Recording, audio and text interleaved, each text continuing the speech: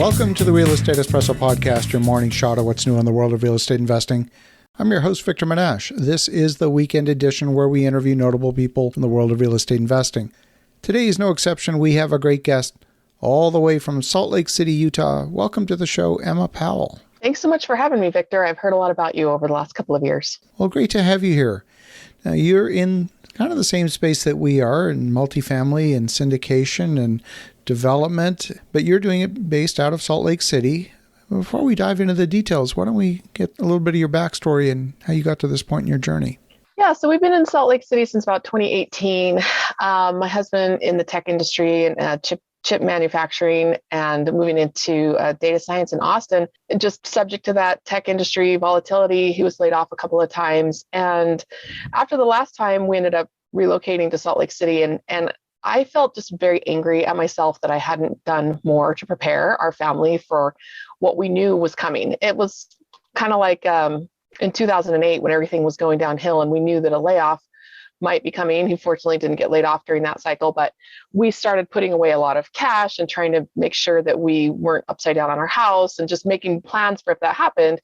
And then when it didn't, we went and decided to flip a house, which worked out for us. But then when we bought that house and started flipping it, that's when he got laid off in 2011 for the first time. And we just didn't really make any changes at that point. Always just had a big family and living paycheck to paycheck and never really seeming to get ahead, living frugally all the time and wondering, where is this debt-free lifestyle? Where is our investment coming from? And he makes a good income. Why can't we get ahead? And so when he got laid off the second time, we just had a small emergency fund and I was running a small real estate and wedding photography business.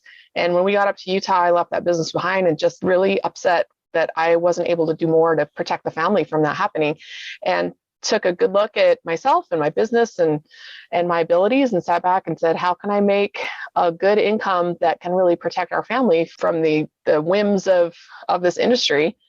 And sat back and I thought, real estate investing and running a business and investing in real estate seemed to be how most people who are wealthy got there. And I can do both of those things. And so that's where the idea came from, really, to start investing in a real estate business. And I really enjoy research projects. So I just jumped down the rabbit hole and that's how I got started. I love that story, and very similar story to mine. I came from the tech industry as well. Actually had a design center in Austin, Texas, responsible for microprocessor development. And yeah, I absolutely understand the cycles in the tech industry, how it's a really long cycle to get products into the marketplace and all of that. So I made a very similar decision, albeit perhaps for different reasons, but came to the same conclusion. So today, you've been investing in multifamily apartments and in development. Where are you taking it next? Well, when I first started doing this, like I said, it was just a hedge against only having one source of income. But once I got into it, I realized this could really blow the lid off of our ability to earn income. And it's not as time consuming as working a 9-to-5. This could replace his income. It could retire not only me, but it could retire him as well. And so when we got excited about that, we started going down the road of building a syndication business. So he was working, he says he keeps the lights on, and then I go out and I build the business. And then at a certain point, I realized I was building a business so that he could retire, and then I would be the one with a job, and then he wouldn't have a job. And it was almost like just trading places, trading problems. And so I decided to dial it back because he was right. I was just going to end up running this huge business, and then he was going to quit his job and come work in my business. It just didn't really seem like it fit with our long-term goals. Once I realized we could replace our income, we could really change our lifestyle. What do they say, like legacy wealth?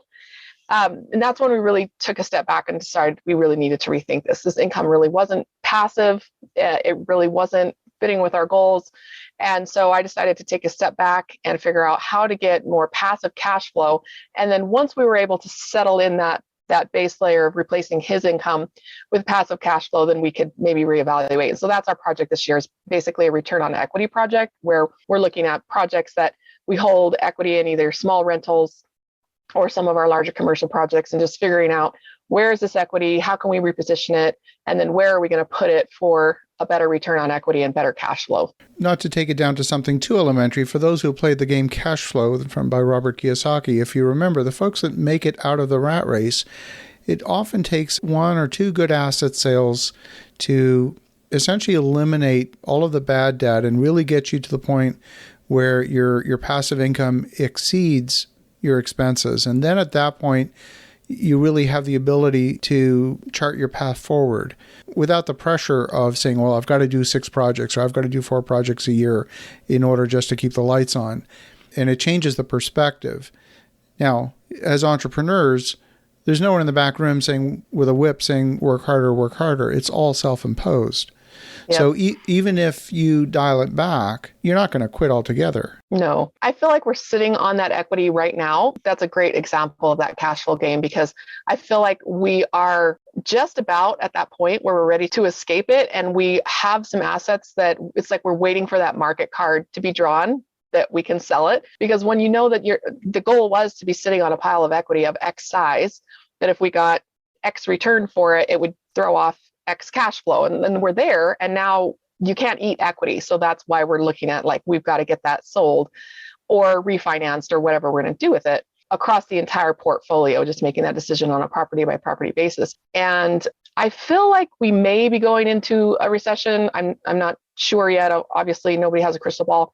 And so we're trying to avoid making any rash decisions right now. So I feel like it slowed us down a little bit just to kind of protect ourselves. But I was watching an interview with Robert Kiyosaki recently, and he said, if you want to win the game of cash flow, be the janitor, because your expenses are so low. So this last year, we took some pretty drastic steps in our lives to significantly lower our expenses so we can come at it from both angles. One, just taking a good hard look at our big rocks, our house payment, cars, things like that.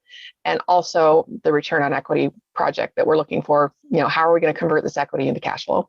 Yeah, one of the traps that often our North American culture lures people into is the idea that as your income grows, so too do your expenses. It doesn't matter what income level you choose, just live below your means. That's all. Yep. That's really all he's saying, is live below your means. And that could be $5,000 a month. It could be $500,000 a month. It doesn't matter. Just live below your means. Exactly. And we chose to look at whose means we're living below. Like, if we were going to just survive on the current cash flow that my business is bringing in, what would that lifestyle look like? And so we went and basically bought that lifestyle. And so in the meantime, because he's still working, we're able to take a lot of his cash that is excess now that we're living below. And he's been having some fun investing in some things that he understands better than I do, because he just has a different way of looking at the world and a different background. And so he's been able to invest in some different assets outside of real estate that we wouldn't have been able to do before. Fascinating. So I know you're part of an investment club. Tell us a bit about that. Well, that actually rolled out of a failure. And so it's just a great example of how something that doesn't go the way that you planned, when you take a step back and do an autopsy on what happened, you have some really great insights from that. A lot of long walks and a lot of conversations, and just really what went wrong there. There was a property that we tried to buy, and we just were really struggling with raising the limited partner capital for it. And we had some hiccups with the lender. And we just felt like we may have been able to solve some of the other issues, but at the end of the day, when you have 2 or 3 or 4 problems, they just compound. And so we pulled out of it and lost our due diligence money. We lost a huge chunk of our earnest money. And I took on most of those losses as the senior partner. And it was it was a really difficult time. And that was when I really stepped back and said, what am I doing? Why am I building this business? I felt very uncomfortable with the deal, not because I felt the deal wasn't good, but I was really nervous, and I kept calling it like a ball and chain. I'm going to have to run this thing for the next 5 to 7 years of my life. And when you are using that kind of language, because language is powerful and what we say determines what's going to happen. When you're using that kind of a language, that was really a big red flag to me that maybe I was building a business that I didn't really want to be building. And so I realized, why couldn't we get this limited partner capital raised? What was the struggle? I had so many people coming to me saying, hey, I want to do a deal. I have this much money. And when I looked at it all, it was millions of dollars, but I couldn't get at it, because the key component that was missing is most of these people who were coming to me were entrepreneurs who wanted to be co-GPs or joint venture partners, and they didn't want to be limited partners. And so when I reached out to them to invest on this deal, they were thinking, great deal. How do I get involved? How do I get involved? I was like, at $50,000 or $150,000, that's really limited partner territory when you're having a $6 or $7 million raise. And I couldn't have 100 joint venture partners. And I was talking about this to a partner of mine who happens to be a securities attorney. And how this problem was insurmountable. What would I do? It's illegal to have 100 joint venture partners. And of course, when you talk to people who are from a different background than you are, they come up with different ideas. And he said, well, that sounds like an investment club. And so he sent me home to research that. And the SEC has pretty clear guidelines about how investment clubs should be run and what rules they should follow.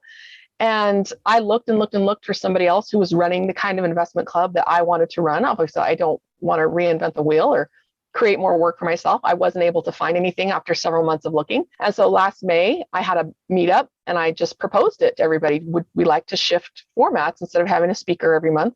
Would we like to just start meeting every week and just start crunching deals, pool our money, and actually go do a deal together? And everybody there was very excited by it, said, let's do it. So we closed our first deal in January and our second one in March, and we're working on 2 right now. And it's just been a lot of growing pains. We've learned a lot, but overall been a fantastic opportunity. And because we have proof of concept, the club has really become more self-organizing because it's free.